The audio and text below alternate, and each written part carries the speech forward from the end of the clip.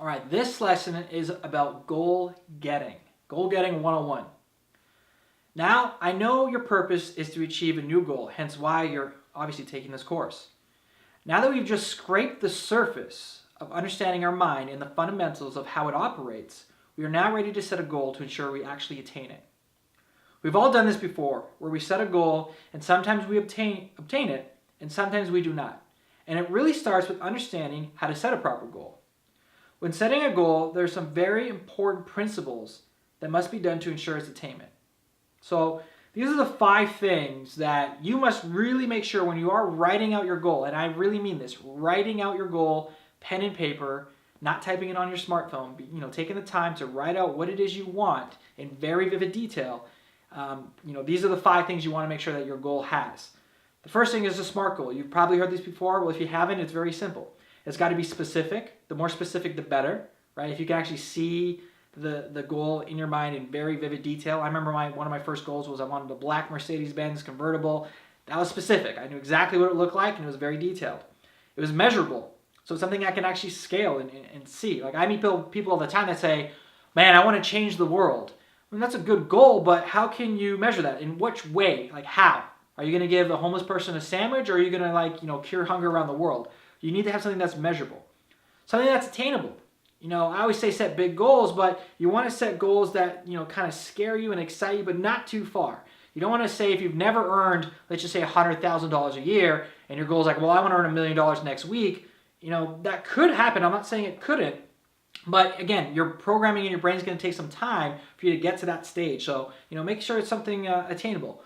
Realistic and timely, realistic goals, it's kind of a gray area for me. Sometimes I say, yeah, set a goal that you believe you can get, but then I say, 10 times that goal. Make it a stretch. You never want to set a goal that you know you can get to. You want to set something that's a little bit further than that. And then you want to set a timeline on it. Now, are you going to be bang on exactly when you say, I'm going to accomplish this goal December 25th, 2017, whatever the goal is for you in the deadline? No, but what that does is it forces you to take action, right? When you set deadlines for yourself, it gets you to stretch outside that comfort zone. It gets you to move a little bit more quicker in that direction. And it gives you a benchmark, something you can focus on and work towards. So, those are the areas that I would work on, when I'm writing out my goal.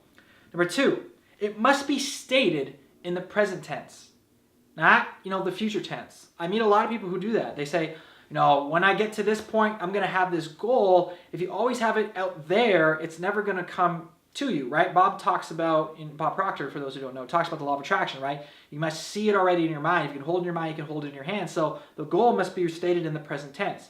So something you can say is, I'm so happy and grateful now that. So I'm so happy and grateful now that I am, and then whatever your goal is. So it's stating it in the present tense. Number 3, this goes back to everything we just talked about. It must be backed by a deep desire and feeling. You must really, really, really, really want it. It must be a burning desire. Like you wake up out of bed in the morning and this is all you think about. It's all consuming. And you feel good about this goal. Like you really, really, really want to do it. Hence me doing these videos. I was thinking about this for a long time. And, just recently I was like, you know what? The desire is coming so strong now that I need to act on this thing and get it done. Hence why I'm doing the video right now for you guys. Number 4, having belief. You must believe that you can accomplish this goal. Now, how do you develop belief when you don't believe? Well, there's lots of things you can do, right? If you just focus on your goal and keep repeating this goal to yourself over and over again, remember the subconscious mind, can't process whether it's real or imagined. If you keep imagining it and you repeat it over and over and over and over again, eventually it becomes truth, right? Just the same works as the opposite, where you keep saying, I can't do something. If you keep saying that over and over again, eventually you start believing that you can't do something. So change that language, change that belief by really instilling the positive goal. And that's why, Bob is always giving me, and I always talk about is having this goal card with me around. And I keep looking at the goal. The goal I wrote on that card, I didn't really believe in the beginning, but now it's starting to happen. So my belief is raising. But why did that happen? It was because I kept focusing on it. I kept telling myself I was going to do it. And then now it's obviously happening. And number 5, the goal is growth. You want to be growing, right? It should be something that's going to move you forward, but also cause an impact on others, right? I think that's what we're all put on this planet to do, is cause not only a goal that can, help us out, but also help others.